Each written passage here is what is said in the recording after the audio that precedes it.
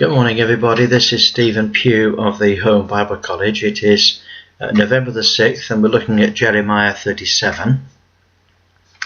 So in chapter 37, Jeremiah records that Nebuchadnezzar came with his army and surrounded Jerusalem in the 9th year of the reign of Zedekiah. And the siege lasted for 2 years before the city was eventually broken in. And when the king saw that the Babylonian princes he fled at night to Jericho, but he was chased and caught, and he was taken to Nebuchadnezzar. Then all the king's sons were killed in front of his eyes, and therefore he knew that his descendants would never take his throne again. And then they blinded him and took him away in chains. The king's house and his city was burnt down, and the wall of the city was broken down.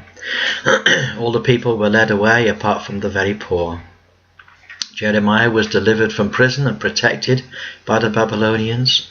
And Jeremiah also was given an unusual message from the Lord regarding Ebed-melech, the Ethiopian. He was not going to be taken away because he trusted in the Lord. It's interesting that the Babylonians knew exactly why they had come. They'd come as a judgment of God upon Judah, and they respected Jeremiah, and they understood the God of Israel. The captain of the guard, Nebuzaradan, told Jeremiah that he understood everything and offered him to go to Babylon, or in fact to live anywhere in the land that he pleased. And the king of Babylon put a governor called Gedaliah over the land to bring order. Yet there was a small amount of power struggle between the chiefs of tribes who came into the land when the children of Judah left. Now, let's go back through the passage and pick out some of the interesting points. We notice how that the king was told by Jeremiah that if he surrendered he would live, but if he didn't surrender then his sons would die and he would definitely be taken into captivity. And that of course is exactly what happened.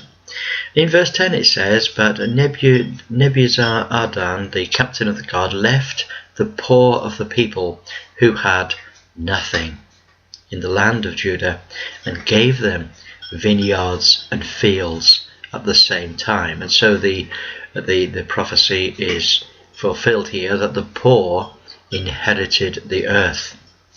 Now Nebuchadnezzar, king of Babylon, gave charge concerning Jeremiah to Nebuzaradan, the captain of the guard, saying, take him and look well to him, and do him no harm, and do unto him even as he shall say unto thee. Now that's quite an amazing thing. I never knew, till I read the passage today, that it was Nebuchadnezzar himself that protected Jeremiah, that had respect for him, and he offered to Jeremiah anything that Jeremiah wanted, and Jeremiah would say what it is that he wanted. Now that is an amazing thing. So Nebuzaradan, the captain of the guard, sent his officers and all the Babylonian princes, and they sent and took Jeremiah out of the court of the prison and committed him unto Gedaliah the son of Ahikam, son of Shaphan, and that he should carry him home. And so he dwelt amongst the people. So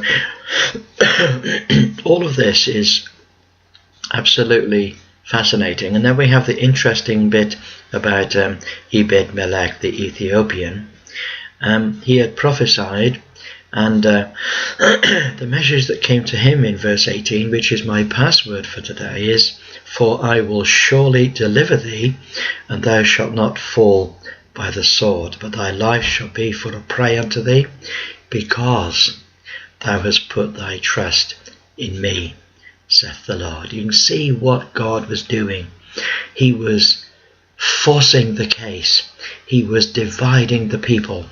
those that were righteous and those that put their trust in the Lord, he would protect.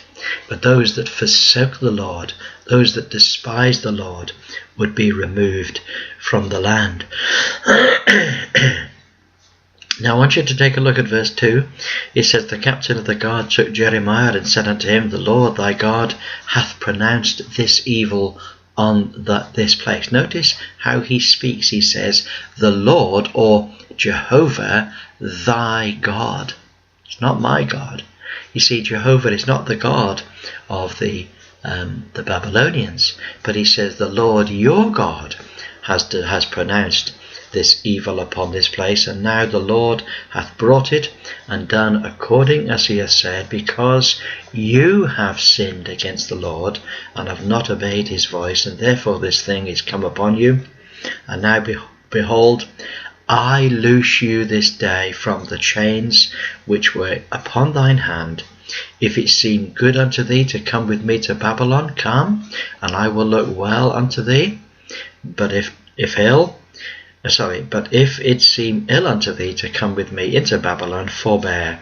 Behold, all the land is before thee, whither it seemeth good and convenient for thee to go, thither go.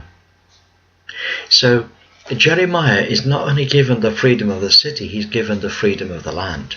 He can go anywhere and live anywhere. He can even go to Babylon if he wishes. He is allowed to do exactly as he feels he would like to do. What an amazing God we have. Now there's just one other little passage which I think is fascinating. Something again which I never knew. There's so much about the Bible, no matter how many times you read it. And I've been reading the Bible now through every year for 8 years. In fact, I've been teaching through the Bible every year for 8 years.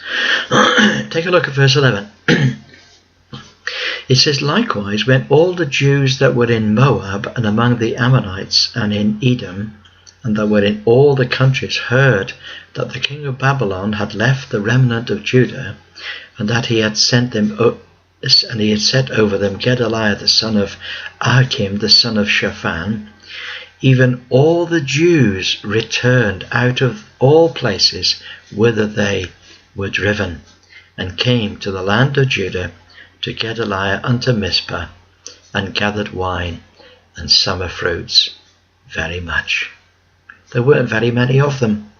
But what's very interesting, those that had escaped, they'd escaped early, they'd gone to live with the Ammonites or with the Moabites, or they'd gone into Edom or into some of the other countries. They snuck back and they came back to Gedaliah, who was at Mizpah, and there they gathered the wine and the summer fruits very much. Wow, what an amazing thing it was. So there we are. There's my thoughts for the day. Look forward to speaking to you again tomorrow. Have a wonderful day. Bye for now.